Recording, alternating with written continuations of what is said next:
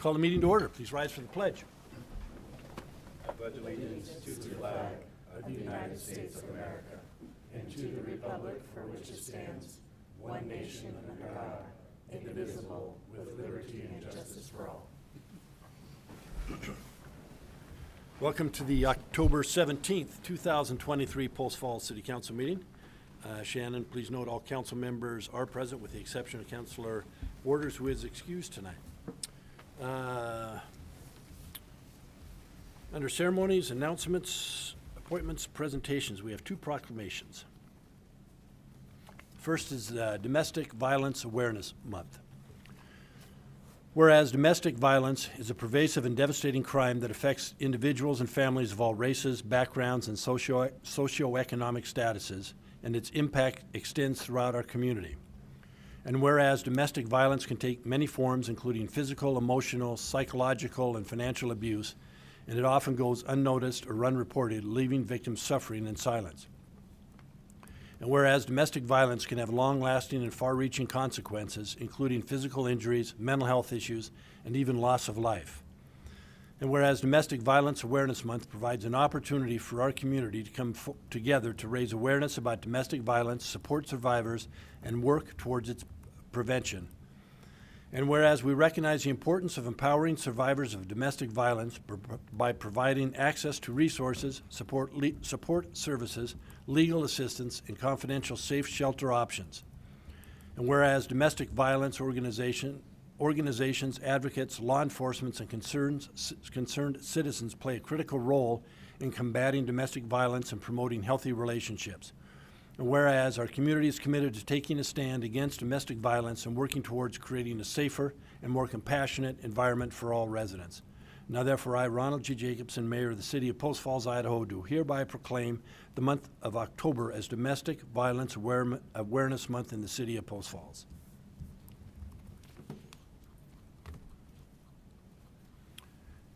And the next proclamation is Careers in Construction Month. Whereas Careers in Construction Month is an annual month designated to help increase public awareness of the opportunities available in construction trade professions.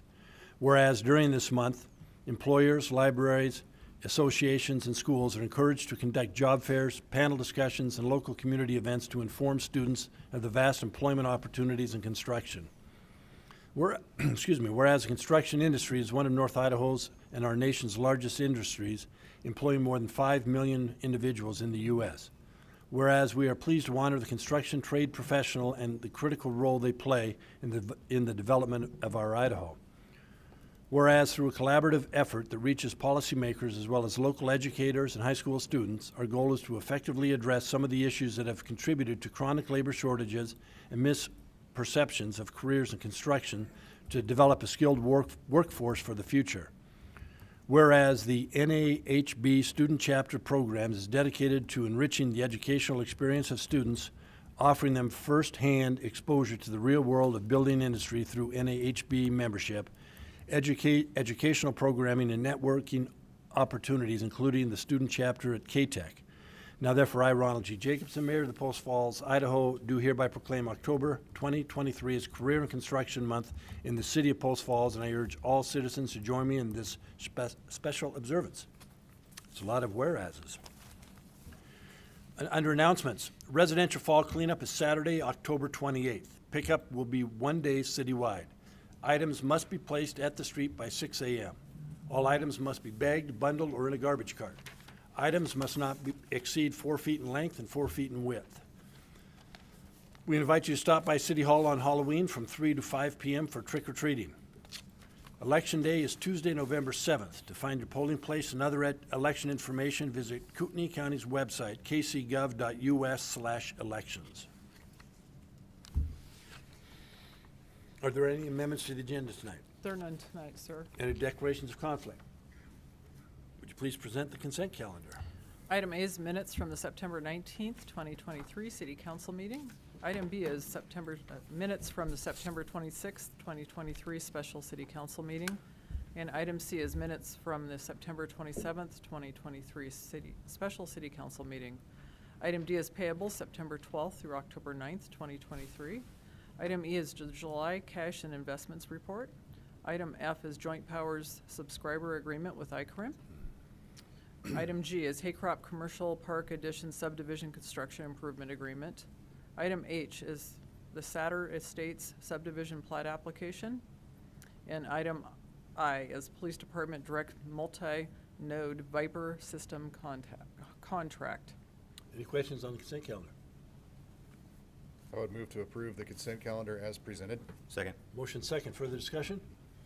Roll call, please. Shove, Aye. Malloy, Aye. Thorson, Aye. Ziegler, Aye. Walker, Aye. Motion passes. Thank you. Next item on the agenda is a public hearing, public hearings, and tonight we do have one. It's a development agreement text amendment. With that, I will open the public hearing. Excuse me one second, John. If anybody does wish to testify in the public hearing, there are forms on the podium in the back. Please fill them out, give them to Shannon, and we'll let you speak.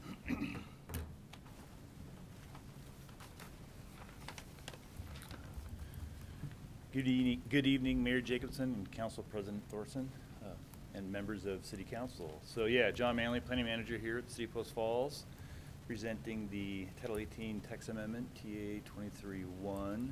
Should be a pretty quick one. It's more or less one slide here to propose an amendment to our development agreement section in our code. I'll show that in a second, but the Planning and Zoning Commission did recommend approval of this proposed change at their September 12th, 2023 public hearing. Here is that code section, 1820-190 development agreements. You can see the proposed change here is to allow the opportunity for someone applying for a development agreement 12 months to sign the development agreement rather than the stated 6. In most cases, you're not going to see an issue with this because when people are seeking an annexation, they're kind of eager to get in the city. They got their proposal, they got their development. Sometimes, and I think you may have seen this, it happens occasionally, someone has an idea of a zone, they have a plan, they come forward, and maybe you guys propose a lesser zone than they anticipated, or there's some other changes that they'd like to digest and process and incorporate that and give them some time to think. And there could be some economic changes too that may get them at pause to sign the annexation agreement. So the 12-month gives them a little bit more time to ponder whatever their changes may be coming, either directed to them or with the economy. That's pretty much it.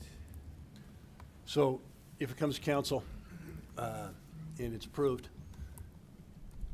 and the proponent does not return the signed document within the proposed 12-month period, then it goes to the wayside, correct? Yeah, in reality, though, the way we've shaped the workflow now, we're going to have them sign it before the public hearing. So it would only occur typically if something changes generally with the public hearing. Okay. Yeah, it would be the 12-month. If there are some proposed changes, they don't return it signed with 12 months, then it would become null and void, Okay. rather than 6 months. So while it's unsigned, are they allowed to proceed with the development at their risk, or? No.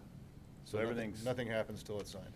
Yeah, we won't bring an ordinance before you, no grant of easements, no grant of right-of-way, nothing would come before you until the signed agreement would be approved by you guys. So there's no risk then that I could think of to the city or residents of allowing the extra time, other than you just have bare land that might sit vacant for 6 more months? Correct. Okay. We did notice those other agencies and didn't see any concerning comments Okay. regarding the proposal. Good. Anyone wishing to testify? we have none. Then I'll close the public hearing. Council, it's up to you. I would move to approve the development agreement text amendment file number TA-23-1. Second. Motion second. Further discussion? Roll call, please. Malloy, Aye.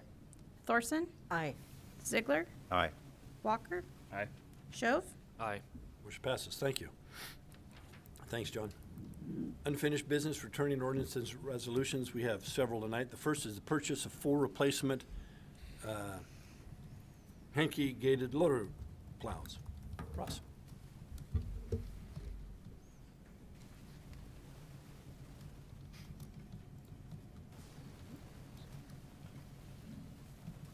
Did not bring my glasses. There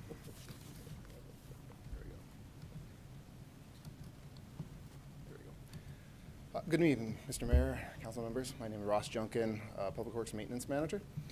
I'm here tonight to talk about our gated plows for our existing lease loaders that we will be purchasing here shortly as part of the purchase agreement, lease purchase agreement that we have.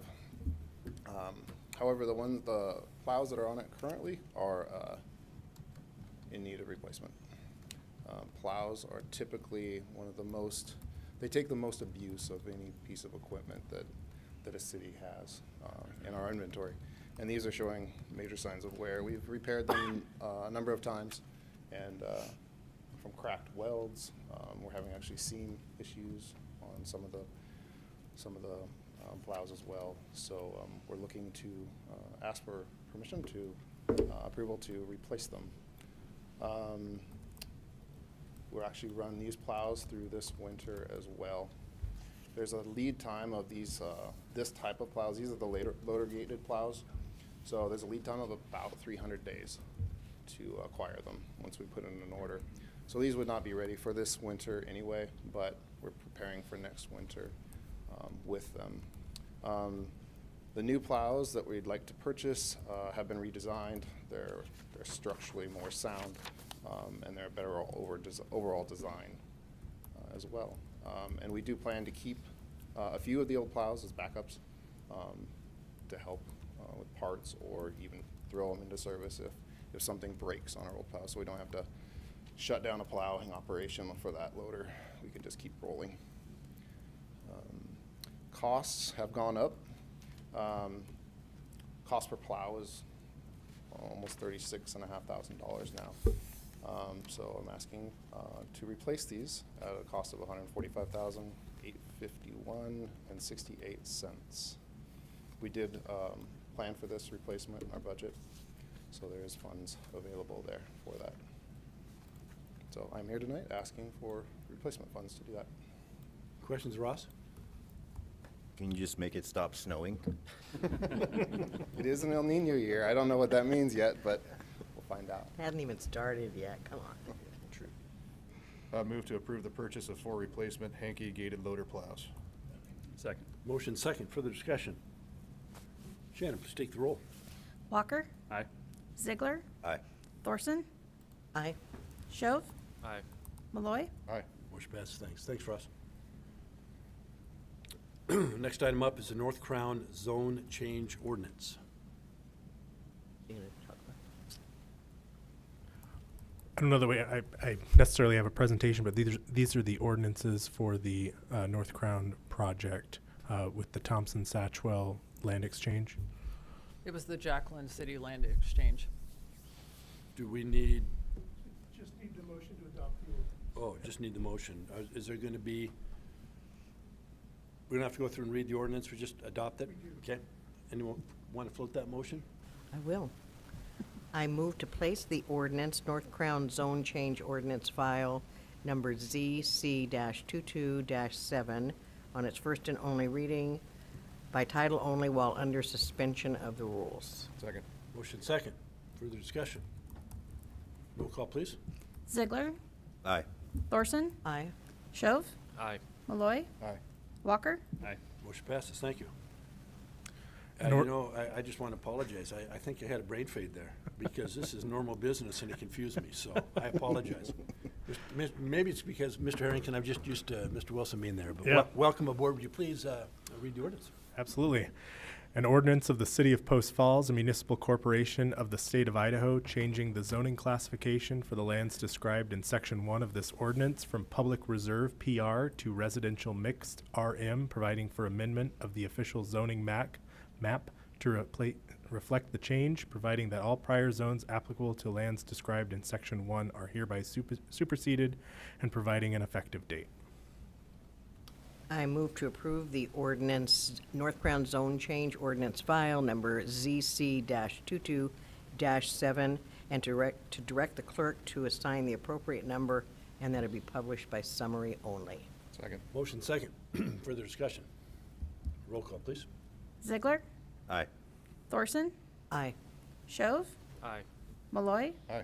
Walker. Aye. Motion passes. Thank you. Next up is the Thompson Satchwell Annexation Ordinance. So we just need this? Yep. Okay. I move to place the ordinance, Thompson Satchwell Annexation Ordinance File Number ANNX-22-14 on its first and only reading by title only while under suspension of the rules. Second. Motion second, further discussion. Roll call, please. Thorson, Aye. Shove, Aye. Malloy, Aye. Walker, Aye. Ziegler, Aye. Motion passes. Mr. Harrington. An ordinance of the City of Post Falls, a municipal corporation of the state of Idaho, annexing approximately 283.6 acres, parcel 1, that portion of land located in the south half of Section 13, Township 51 North, Range 5 West, Boise Meridian, Kootenai County, Idaho, more particularly described as follows: the southeast quarter section of Section 13, Township 51 North, Range 5 West, Boise Meridian, Kootenai County, Idaho, together with the north 40 feet of the southwest quarter of Section 13, Township 51 North, Range 5 West, Boise Meridian, Kootenai County, Idaho, except the west 25 feet thereof, Parcel 2, that portion of the land located in the east half of Section 23, Township 51 North, Range 5 West, Boise Meridian, Kootenai County, Idaho, more particularly described as follows: the south half of the northeast quarter of Section 23, Township 51 North, Range 5 West, Boise Meridian, Kootenai County, Idaho, together with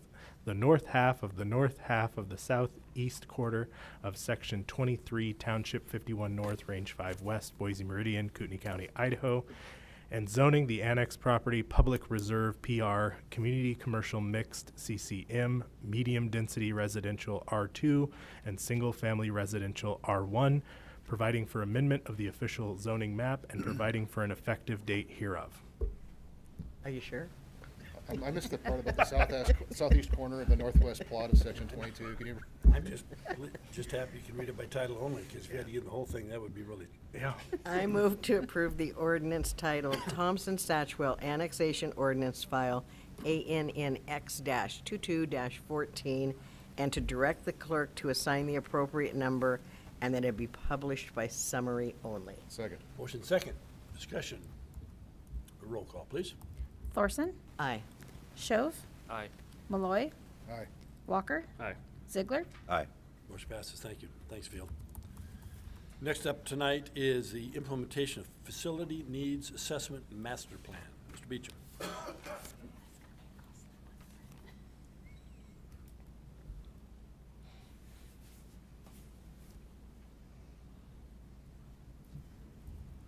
Good evening, Mr. Mayor, members of the council. I'm John Beecham, Public Works Director.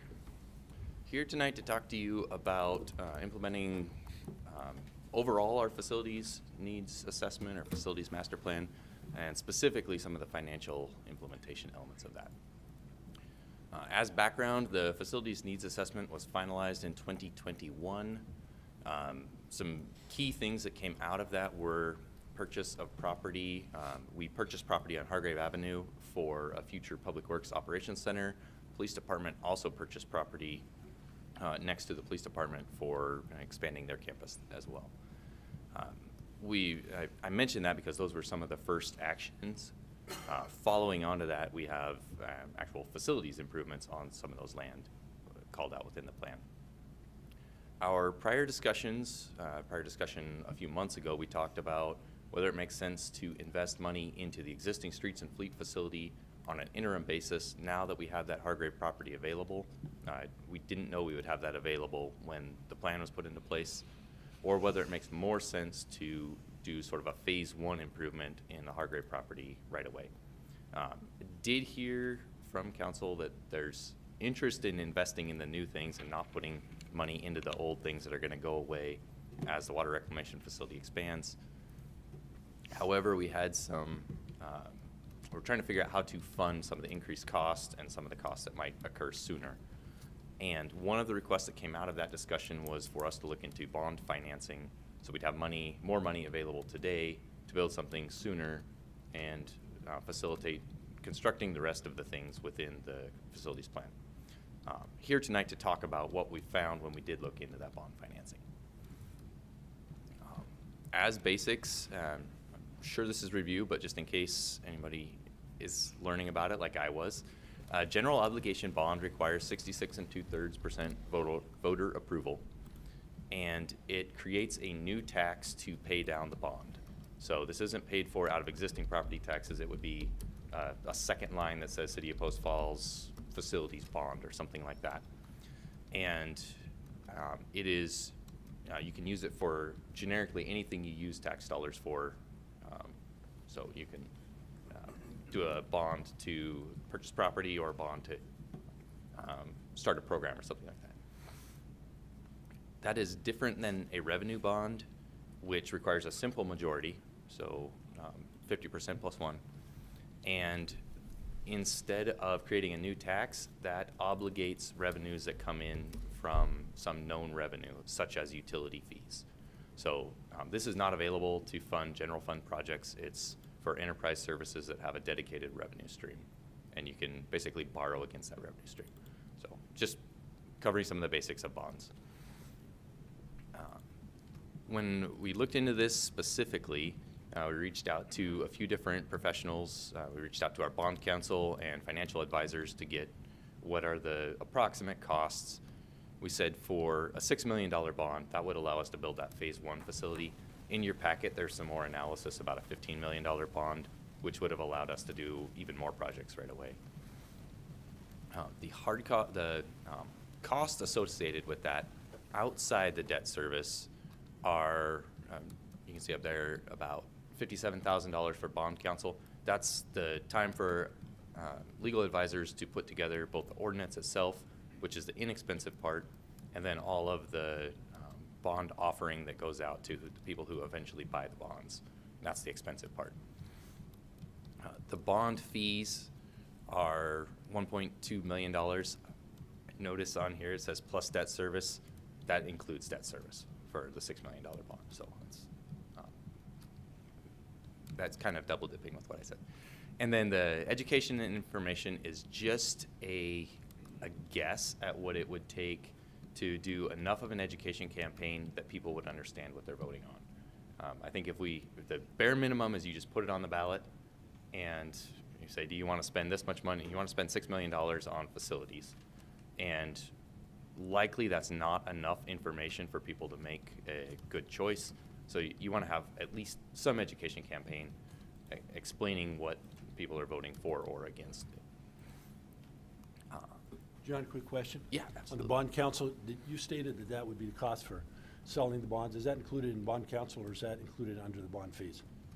So the bond counsel fees are for them, and Field, if you want to That's correct just me a if I go wrong here. legal There's review a basically a note that goes to the people who purchase the bonds that explains what they're getting themselves into, Right. if I understand it right.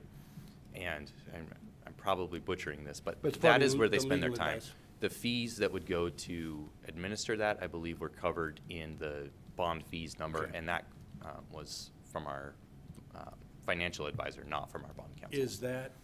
Are the bond fees calculated on the amount of the bond? Anybody know? Don't know that, I'm sorry. It's a percentage of, It is a yeah. when percentage of the yes. bond amount? Okay, Mhm. thank you. Yeah, and that does include, this number includes interest, so that would definitely be. Thank you. Diving into this a little bit more specifically, the total cost of the bond for a $6 million bond, the city would end up paying back $7.3 million. And putting that into, what does that mean for tax purposes? I did a $700,000 and $900,000 property, and you can see the taxes are about a little over $70, a little over $90 a year for a 10-year bond. And that's at the 3.4% interest rate that we could get right now. And John, one more question. Is the 3.4 current rate? Or is that something that, Nothing's current right now because that's I a- printed this and walked away, but But I mean, it was about a month ago, I okay, think. okay. Probably going to look a little bit higher. For comparison purposes, and if the council were to take the optional 3% tax increase, the taxes that would be associated with that are just over $40 and just over $50 a year. So not quite a 5% increase in what somebody's paying out of pocket in taxes. We looked into this a little bit more in terms of, so let's say we borrow that money, what does it do to help us build facilities? I know you can't read this, and I can't either. The intention is just to show you. We have an Excel financial model from our consultant who put together the facilities plan and put into that some of these knowns with a goal of financing all of our projects through 2040. In the model, it is assumed that in 2040 there is a large bond that goes out to finance a full construction of a public works operation facility. We aren't going to fix that with decisions we're making today. That's just kind of the long-term strategy. But we were trying to finance all of the projects up until that point. And that was the conundrum we came to you with a few months ago. So our constraints were we used our 2023 costs, which are higher than they were in 2020, 2021 when we did the first model. And we didn't make any changes to impact fees. We just kept that flat where it is right now. So for our 3 different scenarios, we looked at a baseline. This is what we talked about last time. We increased the funding from $620,000 per year to $1.5 million per year. That's for all the facilities citywide, and there's an expectation that would be increased relatively small amount, less than 10% per year on an ongoing basis until about 2040. With a $6 million bond, if that money were borrowed this fiscal year, that annual funding requirement, including the debt service, would drop to $1.1 million. So there would be slightly less initial cost outlay or an annual cost outlay to build, which makes sense. You're borrowing money and then paying it back over time. And then there's a little bit more information in your packet, but it didn't really make sense to pursue the idea of the $15 million bond because we'd be paying a whole bunch more for projects that we'd be doing projects way far out in order to capture any value from that money. Generically speaking, what I heard talking to people is bonds are usually best used when you are lacking capital funds, when you don't have anything in your savings account. It allows you to take advantage of a good construction market or the opportunity to expand some service into the community. They're less frequently used to address existing needs. So you could run a bond for maintenance on streets, for example, but it's sort of expected that we fold that into our property taxes and budget for that. So just speaking in what's generally accepted, it's usually for adding something new as opposed to taking care of something. Why that really applies is we have an existing streets facility. It's just leasing property with a sunset at some point for that lease. So it's not really a new service to the community. It's just addressing a problem that we've been addressing through leasing, and we no longer can do that forever. So some considerations. Borrowing now is not strictly necessary to fund the projects we have in front of us today. We have cash in the bank. And again, speaking to sort of the public perception of that, it's not really perceived very favorably to borrow money when you have money in your bank account. To some people, feels like double dipping. Borrowing will add to tax burden just because of the way bonds are structured. That would be an additional tax. And for a $6 million bond, it's worth noting the one-time costs of that are relatively substantial. The legal fees are the same for a $6 million bond or a $60 million bond, or you get the idea. So as a percentage, those legal fees are relatively substantial for this small bond. And there's also an eye to the what ifs. It is a large threshold to get 66 2/3% vote to approve a bond. And there is an eventual necessity that the streets and fleet move off of that campus for the water reclamation facility. So there's a potential for some, I guess, breaking of trust with the community. If we go to them and say, would you support a bond to do this? They say no, and then we're going to do it anyway by some other financial mechanism. So just want to make sure we're building community trust in these decisions we're putting before you. With that, staff's recommendation is not to pursue the bond for the Streets and Fleet Facility Phase 1. We think there are other approaches that we could take for that. One thing that's been mentioned, and we'll have more information on it with the fiscal year closing, we'll have more information soon, but we don't have it tonight, is to continue to dedicate one-time revenues, such as any unused budget items for the last fiscal year, to roll those into, or part of those into a facilities fund.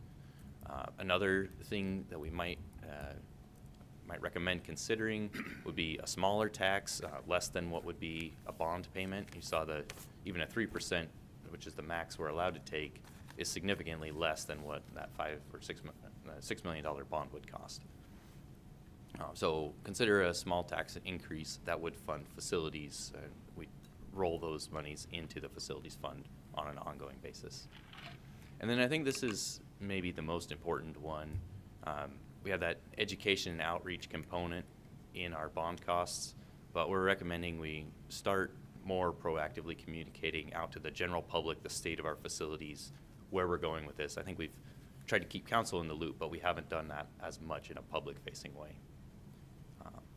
So in effect, I'm recommending nothing today. We'll be back to you with more recommendations on how we might move that forward, but I would be happy to answer any questions. John, I appreciate the information.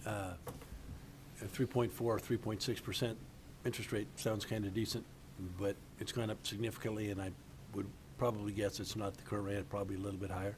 Maybe not, but probably. You know, sometimes, as you say, it makes sense to bond for it and get things done, but I would agree if we've got cash available, I would say use the cash and don't pay interest. Don't pay the additional costs. So I think this is very good information, and appreciate you looking into the financing options for us. Any other comments, thoughts? No, I would agree. I appreciate your work on it. You know, part of what we were trying to decide is the best way to move forward and the cost of it. And you obviously answered those questions, so, you know, appreciate your recommendation. Thank you. Do we need a motion to, or will staff come back? We'll come back with further recommendations. Good. Thank you. Sounds Thank good. you. Thanks. Thanks, John. Next item up, Well House 11, additional service agreement with JUB Engineers.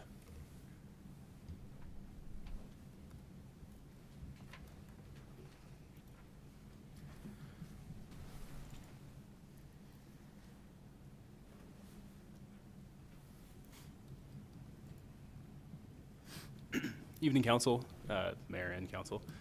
Jackson Fleshman, Project Manager, City of Post Falls, coming to present a additional services agreement with JEB Engineers. So, asking for an additional services agreement with JEB Engineers, seeking approval for $19,000 to get us through the end of this project here. And it's a result of material delays, which caused some resequencing of work by TML. And in turn, the oversight from JEB wasn't as efficient and kind of clumped together as it could have been. So a bit more funding was used there, budget was used. As a project update, we are approaching completion. We're getting near the end here. Big thing that we were waiting on was our well pump. There was about a month and a half where they couldn't get the pump to work, more or less, couldn't hit the pump requirements and specs.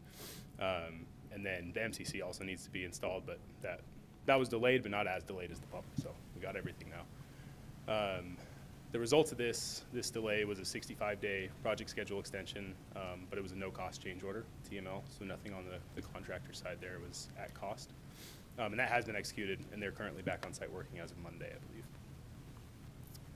And good news, we're still hitting our completion prior to December 31st. The project should still be completed by the end of this year. Brief timeline for you guys. Project on-site work began February 27th. And I believe completion was right around that August 15th date, and we were just kind of slowly doing as much work or TML was doing as much work as they could, waiting for that pump, and it just simply wasn't arriving. So we had a temporary shutdown all the way until October 9th is when TML got back on site. And the current estimated substantial completion date should be December 13th. Speaking with TML on site and some of their subcontractors, we're hopeful that we can get in before that date, but that's what their schedule currently shows. Here's the fun stuff, some construction photos for you guys. I'll just kind of briefly tell you what's going on. So the picture on the left there is the original well without anything on it. That middle one is what our water department did, that hot tap. They did that in the middle of winter. Drywall being put on site there. Then you got some framing going on for our building, the footings, some CMU work on the right there. The rest of the building being put up. Middle picture is when the roof's on and complete, and then the picture on the right is the most recent picture I have of the inside of the well house, which is out there. They still got some work to do. They got to install that pump and that MCC electrical gear, but it is moving along. So the financial side of it, the additional services agreement, the original contract we had with JB Engineers was for that $243,700. Inside that included an $11,600 management reserve fund that was unused. So when JB presented us what it would cost to get them through the project, that was a part of it. So that's being a part of this cost here. So the only actual additional cost I'm asking for is $14,000 plus a $5,000 contingency, just in case we have one more hiccup somehow at the end. This would bring the revised total agreement to $262,700. Next step, as I said, we need to install that MCC and well pump. That's really about it. There's some site work, some minor punch list items, but we're right there. As I mentioned, substantial completion by December 13th, followed by project closeout. And there's a picture of the site. It's kind of graded out and, oh, apologize, getting finished up there. Questions? Any questions, Jackson, on this? So was there a contingency built into the original agreement? That's what that management reserve fund was, Okay. that $11,600. So it was unused up to this point, so it's just being converted into usable funds. So I guess. stupid question, but the ask is for that 11,600 plus the 14,000 plus the 500 plus the 5,000 additional contingency? Yeah, I guess so. So the ask for the 14,000 plus the 5 for a total 19,000. The 11,600 was already approved to be used at the discretion of John. So technically, yes. That's for basically a 2.5 month extension of the project. Close to it. So that's pretty reasonable. It is, yeah. We've done our best with the project. The project actually was very smooth up till material delays. If it wasn't for this delay, we might have had a really good one. It's been the story of my life the last 3 years. Yeah, so we're struggling with it, but we're doing the best we can. Thank you. Any questions, Jackson? Entertain a motion. Move to approve the Wellhouse 11 additional services agreement with JUB Engineers. Second. Motion seconds. Further discussion. Roll call, please. Malloy, Aye. Walker, Aye. Ziegler, Aye. Thorson, Aye. Shove, Aye. Motion passes. Thanks, Jackson. Yeah. New business, Well 4 Rehabilitation, Engineering, and Construction Management Service. I bet we're going to hear from Jackson again. Hello, Council. Why? Yes, as a brief note before I get started here, I am filling in for Mr. Bornpole as he is out. So I feel pretty confident and knowledgeable about this project, but if there are any questions, we can work through them. So, yes, presenting on Wellhouse 4 Rehabilitation, Engineering, and Construction Management Services with JB Engineers. Familiarizing ourselves with the site location. So Well 4, on that overview there, it's right next to the Millennial Skate Park, kind of by like the USPS on Celtics. I guess within the skate park, I should say. Bit of background history, this was constructed in 1974, so it has been churning for a long time here. Currently, there's no on-site backup power, and the existing pumping capacity is below what design is. So it was identified in the 2018 Water System Master Plan to be rehabbed as well as Well 3, which I'll mention here a couple times because the two are pretty much identical in the situation we find ourselves in. So rehab's needed to ensure some capacity and reliability demands that we need. And Well 3 rehab was completed in late 2021. For some comparison for you guys, this is what Well 3 looked like before, what it looks like after, and then Wellhouse 4. The contract provides design services, bidding services, and construction oversight. So this should be the whole package here, unless there's additional services at some point. Financials, there's $352,400 for the whole thing, and then we're asking for $20,000 in additional contingency for unknowns. And this is funded through the Well House 4 budget.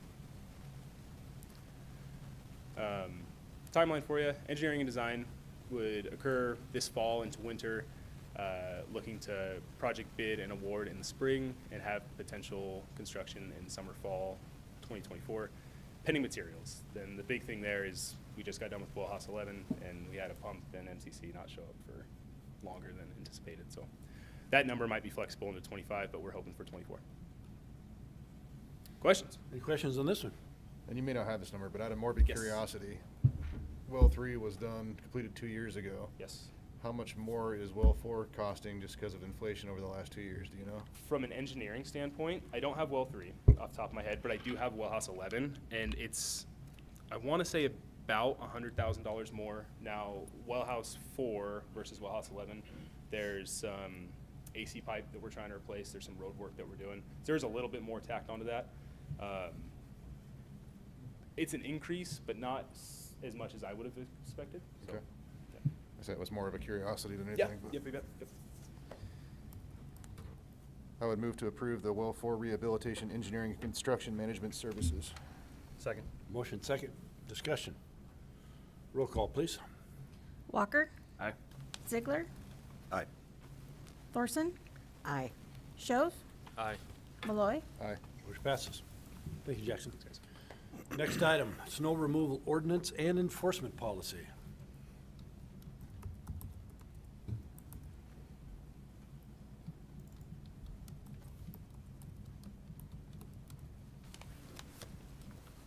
Good evening again, Mr. Mayor, members of the council. John Beecham, Public Works Director, this time presenting on a snow removal ordinance and enforcement policy, as you said. Obviously, our topic is an ordinance addressing snow removal. We're talking about it on sidewalks. This is a follow-up to the workshop we had month and a half ago, I think now. So we'll kind of walk through what we're trying to do here, goals and background, and then some recommendations on both the ordinance and the policy itself. Obviously, our goal generically is safe sidewalks for our citizens to travel on. And what we're trying to do with the ordinance is to provide clarity regarding who should remove the snow from those sidewalks, to document what the city is doing to meet our requirements under the ADA in terms of having the sidewalks cleared, which is our responsibility, and then to facilitate enforcement in the rare instances where it is necessary. So we talked a lot at our workshop. This isn't something that comes up a lot where we expect we're going to have lots and lots and lots of enforcement action, but there are occasionally going to be that rare instance where we need an ordinance to rely on to encourage someone to do the right thing. As background, and some of this is review from our workshop, but just for the benefit of anybody who might be tuning in, our legal department reviewed what other Idaho cities are doing, and then every city they reviewed had sidewalk snow removal on the owner occupant in some capacity or another. The requirements were varied, but they were all there. And just again, as background, a separate item for city property, removal of snow on our sidewalks is accomplished either by the Parks Division, Parks Department, or by our Facilities Division within Public Works. Further background, our city code is silent on whether anybody is responsible to remove snow from sidewalks.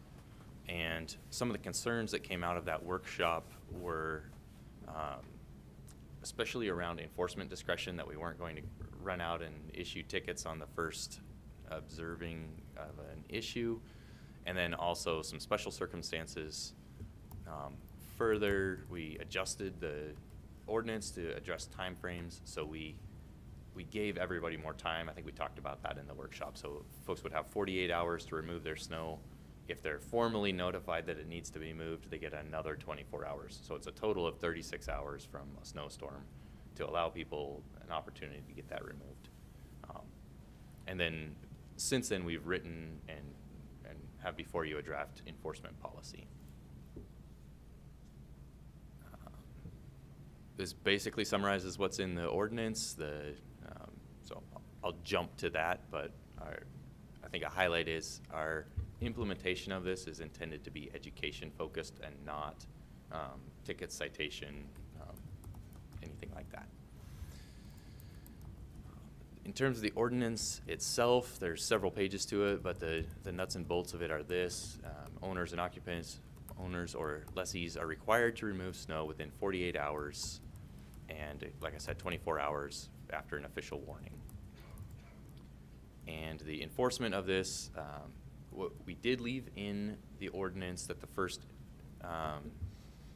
violation would be an infraction. That's where we go to our enforcement policy, where there's a lot of discretion, and the first true action that would be taken would be just to provide notice to that owner or occupant. And the reason we have this in the code is just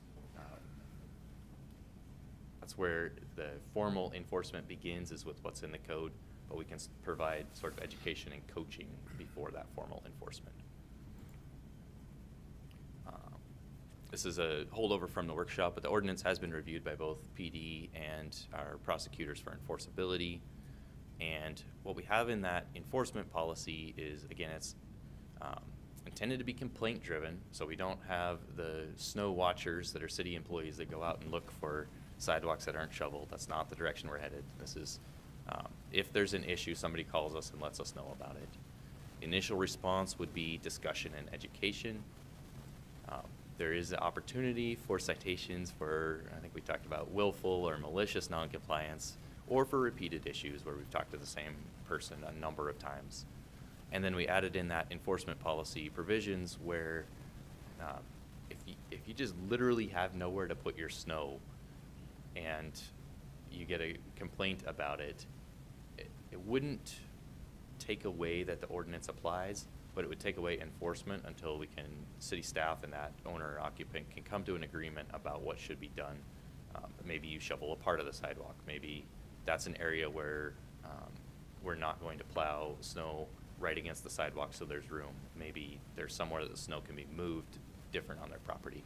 But as we tried to craft the perfect ordinance that covered all of those situations, it created far more problems than it solved. So we left it at, if it's not physically feasible and a complaint is provided, we will hold on any enforcement action until there's a more feasible plan put in place. We do plan to do outreach on this. Like I said, we are here with this council presentation, but we plan to do a utilities bill flyer, obviously a press release with some of our snow activities, and social media, just informing folks of what the expectations are for the coming year. And this wouldn't just be for sidewalks, this is for all of our snow activities, and we do these things each year. With that, my request tonight is not to approve the ordinance, but rather for more direction, and would like to bring you an ordinance in the future so that we can have that in place well before winter so folks aren't caught off guard by it. And would appreciate any direction you have for where we should go with this. John, I think it's that last piece where it's physically not possible because there's no place to put the snow. I like the fact that there's common sense will come into play and exception can be made until such time as a potential plan can be developed. I think that was a big part of it. I also like the fact that the point again that this is not a situation where we're wanting to go out and start ticketing people and enforcing it. We want to educate them and get people to clear their own sidewalks. As you said, it's important for ADA requirements. And we talked, I think, in the workshop, potential fines and or suits if we don't comply with that. So there's some financial liability if we don't, in my opinion, if we don't take some kind of an action. So, but again, I think it was good information. Appreciate the work you folks have done on that. Comments? So the sidewalk snow ordinance enforcement plan, where will that live? Will that be with the PD? Okay, so that just comes part of the whole code enforcement policy handbook. In your drawer. I would also say too that I thought the last provision about in areas where there's no place to put the snow, it's physically not possible. I thought it was really smart to leave that as we'll take these as a case-by-case basis, because like you said, trying to anticipate every single case is going to be impossible. So I thought that was smart. I'm glad it's gonna live at the PD as part of your code enforcement. Just for some background for those that weren't at the workshop, I've typically been against the sidewalk snow removal ordinances because sidewalks are a weird thing where it's technically private property, we pay taxes on it, and then we're required to maintain as public space. However, as the mayor mentioned, the last thing I think any municipal government wants is the federal government breathing down their neck for not meeting federal requirements. So that's what tipped me over the edge on this one, and I really do appreciate the thought you guys put into this policy that actually outlines how it will be enforced and is intended to be enforced. So thanks for the work you put into that. I should note there's been a bunch of folks who've helped with this, so it's not just me. I just drew the short straw to present. Well, to whoever was involved in that, I certainly appreciate that effort, because I know I was being a pain in that workshop, so thanks for No humoring more me. than usual. It was good feedback. Yeah, exactly. So you don't need any action from us tonight, or you need direction to bring back the ordinance, actual ordinance? That'll be helpful. I'd move for staff to bring back the official ordinance at a later council meeting. Second. Motion second. Further discussion? Roll call, please. Ziegler. Aye. Thorson. Aye. Shove. Aye. Malloy. Aye. Walker. Aye. Motion passes. Thank you. For the record, Joe, I was not, I was being facetious. You're not a pain. I know I am sometimes. I just went on the record. Thanks, John. Next item on the agenda is citizens' issue, and this section of the agenda is reserved for citizens wishing to address the council regarding city-related issue that's not on the agenda. Wishing to speak, come forward. Bob. Name for the record, sir. Bob Plows. Good evening, Mr. Mayor, Council. Good to see you all again. Good to see you. I know. I'm kind of bringing something to your attention and also asking for some information on short-term rentals. Does the city of Post Falls have rules or ordinances in place to deal with short-term rentals? Because I'll tell you what, this last summer has been hell down in my neighborhood. These people come in, they think they're on vacation, so the rules and regs don't apply to them, and they're just having a gale time with all the fireworks and the dogs and parking trailers and boats and everything else out in the middle of the streets and just having themselves a great time while the rest of us got to deal with them. And I'd like to know where I can get a copy if the city does have something on short-term rentals. We do not have one, Bob. We talked about it, 2 years ago? I think it was just last year. Was You it don't last want to year? get caught flat-footed like Coeur d'Alene is right now. Yeah, but there is nothing in place now, and to be honest, and I'm not doubting what you're saying at all, but that's only the second time that it's been brought up. So again, I know it's a real issue if you're bringing it up, but it's not something that is, we've been inundated with. So as I we. can bring you a half a dozen neighbors to come in and, No, I'm not saying they wouldn't come in. I'm just saying that you're only the second time it's been brought to our attention. okay. And I'm not doubting what you're saying, but, Our community development director has done some research, and I know there's a company that Coeur d'Alene's working with and has offered to work with us to help us set up some rules and regulations. We can bring back additional information talking about the number of ones that are out on showing up on the VRBO and whatever the other Airbnb? site is. Yeah, the Airbnb, that would show some of so one of the challenges they have is Post Falls is not all within the city, so when they run the numbers, it does include some of those that are outside the city limits. I'm sure we can figure that out from looking at the map. and my other thought too would be if you've got issues with people parking on streets, maybe longer trailers, et cetera, that are not supposed to be there or are violating city's code, or if you've got dogs that are a nuisance, I mean, that doesn't have to. That falls under regular Yeah, it's under regular, ordinances, so that yeah. doesn't have to be an Airbnb Oh, or a yes, VRBO. I addressed that with the chief here this evening on one of those. And my point is, they think the rules don't apply to them, but they do, and it's just a matter that have to be enforced.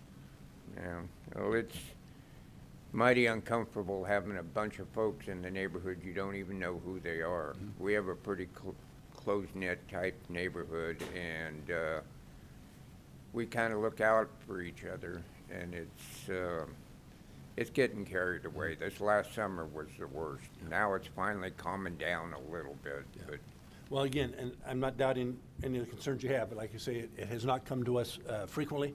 But I'm sure as they gain in popularity, we'll probably will in fact see more and more requests or inquiries as to what we can or cannot do. okay. And I'll say too that I was pretty involved the last time we took a look at this a year-ish ago. And I tried really hard scouring all the sites of, okay, how many are actually in Post Falls? And at the time, I could only find 5 that actually existed. So then it kind of seemed like a solution in search of a problem, but I'm glad you came here today because it might be getting worse. It might be time to look again, so I appreciate that. All right, thank you. Yeah, thanks, Bob. Good seeing you again. Anyone else? Seeing none, next issue is administrative and staff reports. We have none tonight, sir. Mayor and council comments. I would just say that it's almost Halloween, and it's dark outside, and you're going to get all these little kids running around in the dark. Hopefully the parents are with them. Sometimes they're not. Please be safe. Let's keep our kids safe. The other item is we will not, I believe, have a council meeting. Will be the election will be at the same date as our next council meeting. So Correct. please be sure and vote. If you're not registered, please do so. It's important to get out and vote. Exercise your right. Council comments. No? We do need an executive session. We do. And I would move to enter into executive session pursuant to Idaho Code 74-2061F to communicate with legal counsel for the public agency to discuss legal ramification of and legal options for pending litigation or controversies not yet being litigated but imminently likely to be litigated. Further, that no action will be taken during the session and that the session will last approximately 15 minutes. Second. Motion second. Further discussion. Roll call, please. Thorson, Aye. Shove, Aye. Malloy, Aye. Walker, Aye. Ziegler, Aye. Motion passes. Thank you. We'll enter executive session.